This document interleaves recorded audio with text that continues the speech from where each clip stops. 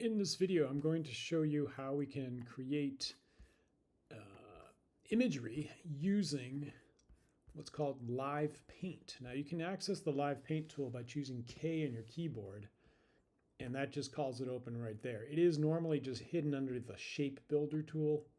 So Live Paint is just what you see there.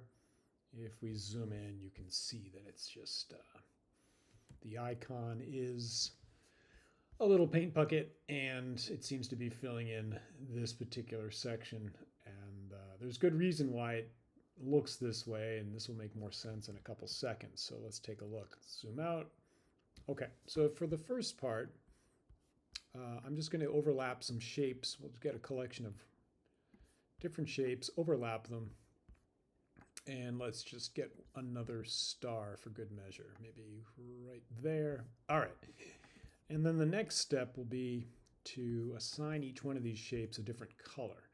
So one way to get color, is you can go to Window and Swatches. And once you've done that, you can now assign each one of these with a different color. So I could just choose my cyan. I could choose, what do we got here? Let's go with that. That's going to work. And then maybe, let's go with a CMYK yellow. Okay, so we've got three shapes overlapping with colors. However, we can make it so that when you select all of this, let's go to Outline View.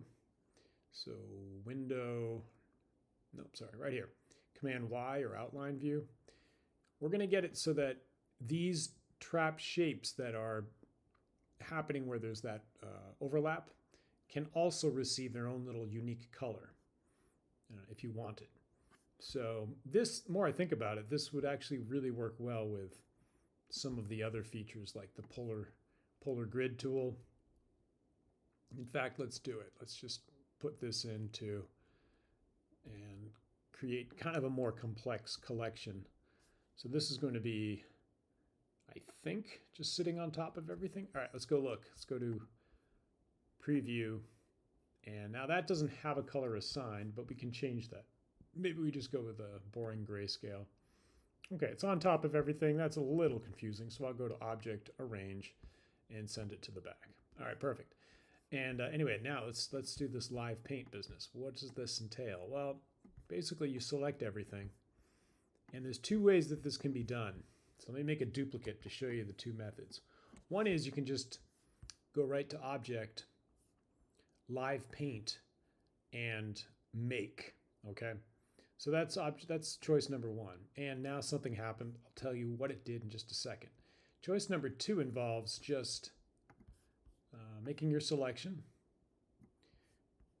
going right to the tool itself, and then if you hover the mouse, you're going to notice it says right there, click to make a Live Paint group. Both give you the same result. Arguably, this method's a little faster. Okay, so now what does this mean? Well, what this means is if you notice, look at my cursor. Let's see if we can zoom in again. Yes, my cursor has what looks to be a little swatch attached to it. And now I'm using my arrow keys. I'm going to the right, and I'm cycling through all the colors in the swatches.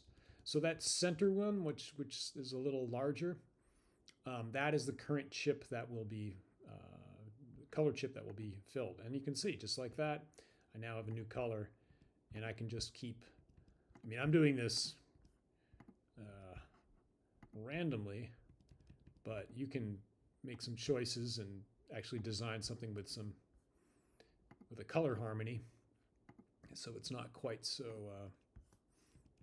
what's the word I'm looking for? Ugly, yeah. All right, so you can effectively come up with some color combinations that are not eye-watering like this quickie demo.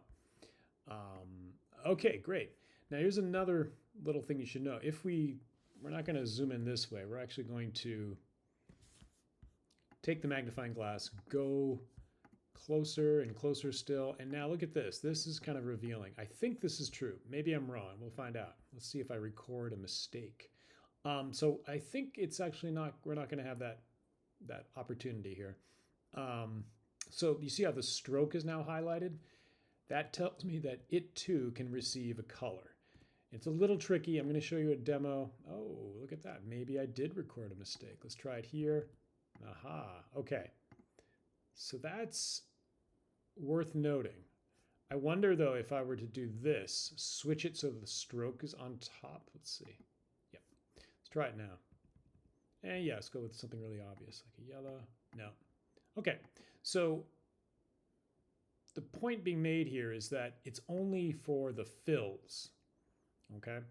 But it's not always going to be that way. And I'll show you how you can get around that little, if that bugs you, if you wanted to be able to color your strokes as well, here's how you could do it. Let's zoom in on this one that hasn't been used yet. And before I do anything more, I'm going to select it and I'm going to go to Object and Expand. Okay, we'll just choose everything, or all three of these selections are fine. The stroke in particular, choose OK.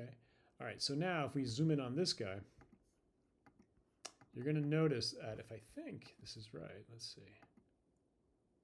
That looks a little unusual. Hold on, let's go to outline view here. I'm kind of thinking it didn't work.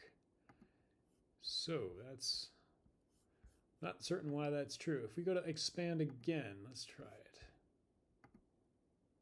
Okay. Aha, this time it worked, I can tell. Basically what I'm looking for is that this, the strokes, become shapes themselves. So if we now use the live paint, there's our little cue that says click it to make it a live paint group. We do this.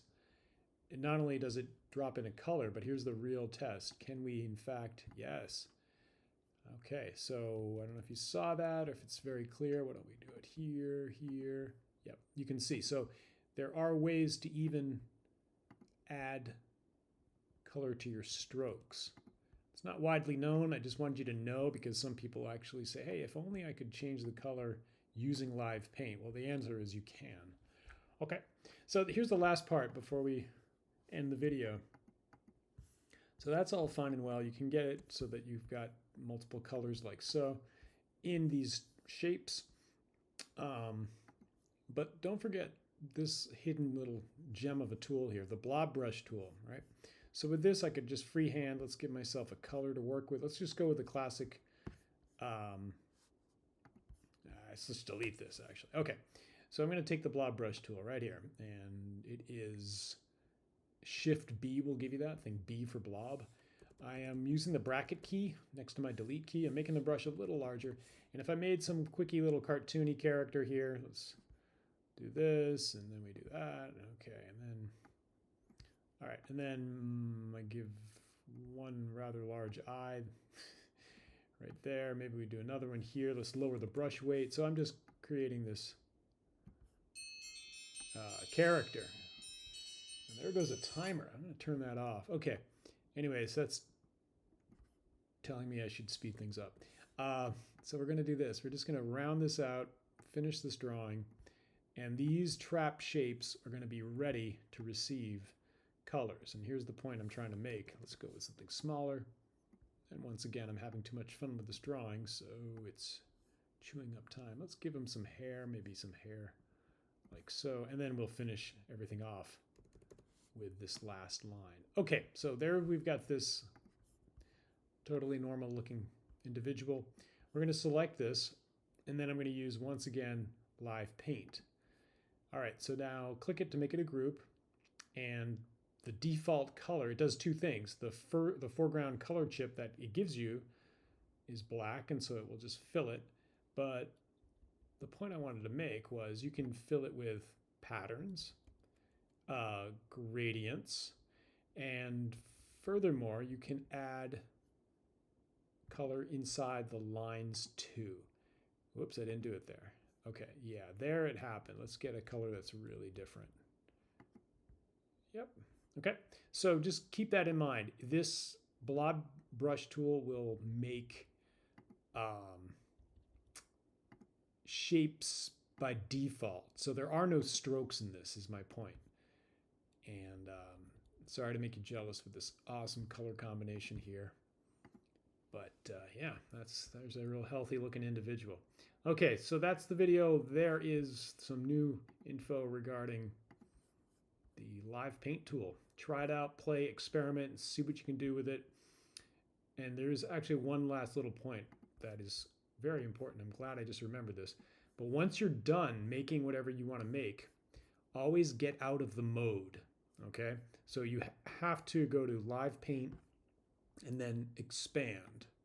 And that turns off Live Paint mode. What that means is that now this image will behave normally. If you forgot this step, let's do it here as well. Object, Live Paint, and expand. If you forgot this step, it's hard to describe, but it just doesn't, like, you get a sense that there's something off. It just doesn't behave the way it should, and it can be frustrating. So just try to train yourself to remember that. I'll repeat it many times in class, but there you have it. That, I think, is the full list. And go play, have some fun, be curious. Okay, that's it.